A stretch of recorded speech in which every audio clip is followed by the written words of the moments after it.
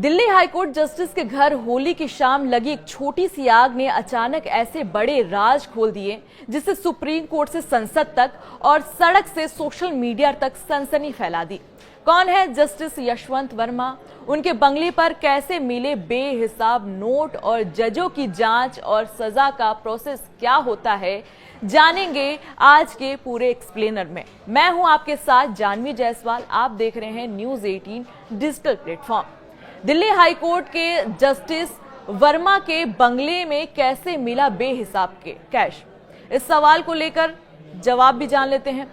14 मार्च यानी होली की रात करीब 11:30 बजे दिल्ली हाईकोर्ट के जस्टिस यशवंत वर्मा के दिल्ली स्थित सरकारी बंगले में आग लग गई। जस्टिस वर्मा घर पर नहीं थे तो उनके परिवार ने फायर ब्रिगेड और पुलिस को सूचना दी। रिपोर्ट्स की माने तो बंगले के स्टोर रूम में आग लगी थी। एक छोटी सी आग थी। 2 फायर ब्रिगेड ने मौके पर पहुंचकर आग बुझाने का काम शुरू कर दिया और पुलिस भी तुरंत पहुंच गई। इसी दौरान एक कमरे में कैश का ढेर मिला।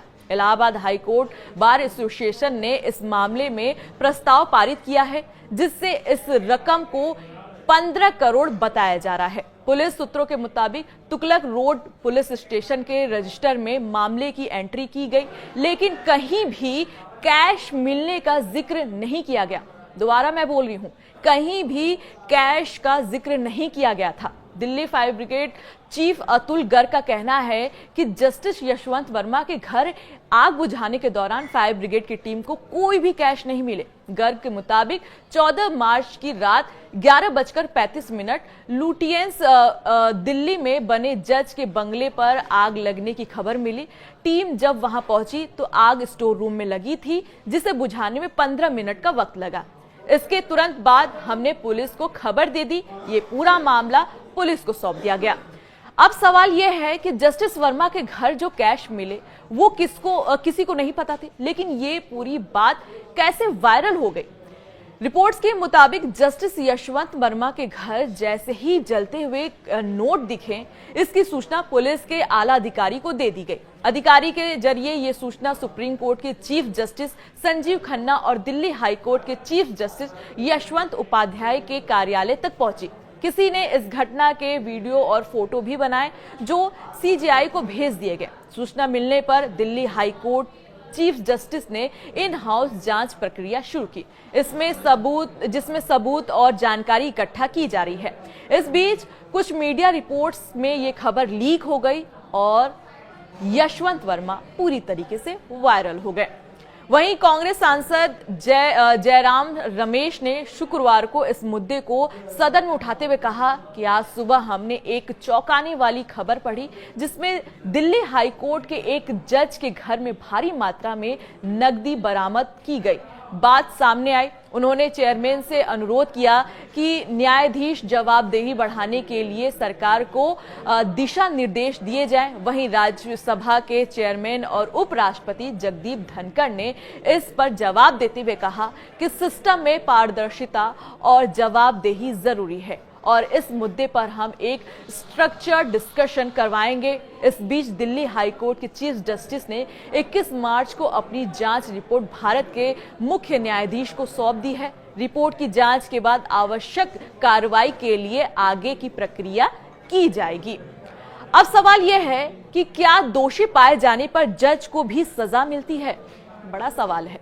संविधान के अनुच्छेद 124(4) में सुप्रीम कोर्ट के जजों और 217(1)(b) में हाई कोर्ट के जजों को महाभियोग के प्रक्रिया से हटाने का प्रावधान है। आईपीसी की धारा 77 और नए बीएनएस कानून की धारा 15 के अनुसार हाई कोर्ट या सुप्रीम कोर्ट के जजों को आधिकारिक कामों के मामले में आपराधिक मामला दर्ज नहीं हो सकता।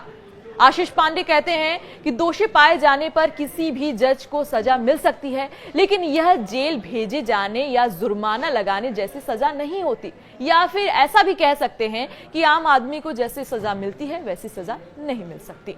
इस मामले में जस्टिस वर्मा के साथ आगे क्या हो सकता है, ये भी सवाल है। इस मामले के खुलासे के बाद जस्टिस वर्मा खुद ही छुट्टी पर चले गए हैं।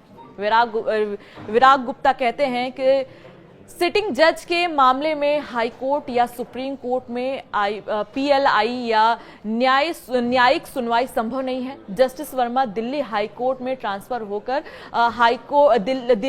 इलाहाबाद हाई कोर्ट में ज्वाइन कर सकते हैं। इधर हाई कोर्ट बार एसोसिएशन ने जस्टिस वर्मा के वापस आने पर इलाहाबाद ट्रांसफर का विरोध किया। एसोसिएशन ने कहा कि इलाहाबाद हाईकोर्ट कोई कूड़ादान नहीं है जहां भ्रष्टाचार में लिप्त लोगों के न्याय करने के लिए भेजे जाए।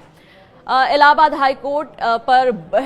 हाईकोर्ट बार एसोसिएशन ने जस्टिस वर्मा को न्यायिक कार्य के लिए अलग करने की मांग की है। संविधान लागू होने के 75 साल बाद तक अभी तक किसी भी जज को महाभियोग की प्रक्रिया से हटाया नहीं जा सकता। इसलिए आंतरिक जांच कमेटी की रिपोर्ट के आधार पर दोषी पाए जाने पर कॉलेजियम जस्टिस वर्मा के खिलाफ अनुशासनात्मक कार्रवाई किया जा सकता है। विवाद बढ़ा तो नए सबूत आने की स्थिति में जस्टिस वर्मा स्वयं ही इस्तीफा दे सकते हैं और निर्णय ले सकते हैं। आपकी क्या राय है? प्लीज कमेंट बॉक्स में जरूर बताएं। नमस्कार।